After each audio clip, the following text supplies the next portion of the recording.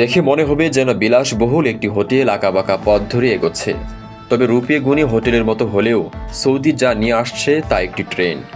রাজকীয় রেল ভ্রমণের স্বাদ নিতে 5 তারকা মানের এমন একটি ট্রেন চালু করতে যাচ্ছে সৌদি আরব। দেশটির রেল দপ্তর এবং ইতালির বিলাসবহুল হোটেল কোম্পানির আর্সেনালের যৌথ উদ্যোগে এই প্রকল্প চালু হচ্ছে। বুধবার প্রকল্পের প্রথম ট্রেন ড্রিম অব ডেজার্ট এর নকশার উন্মোচন করা হয়েছে। 2026 সালের জুলাই থেকে সেপ্টেম্বরের মধ্যে ট্রেনটি চালু হওয়ার কথা। এটি হবে মধ্যপ্রাচ্যের প্রথম 5 তারকা ক্যাটাগরি ট্রেন।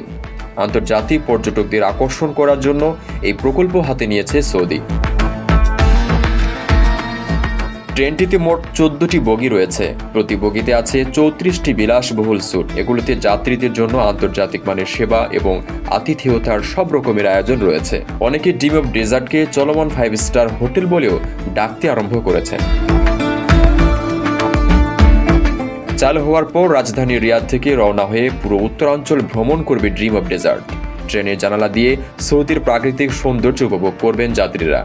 ড্রিম অব ডেজার্টের নকশা এবং অন্দরসজ্জা করেছেন লেবানিজ স্থপতি এলিন আসমার ডি আম্মান। নকশায় আধুনিক নান্দনিকতা এবং সৌদি আরবের ঐতিহ্যের চমৎকার মিশেল ঘটিয়েছেন তিনি।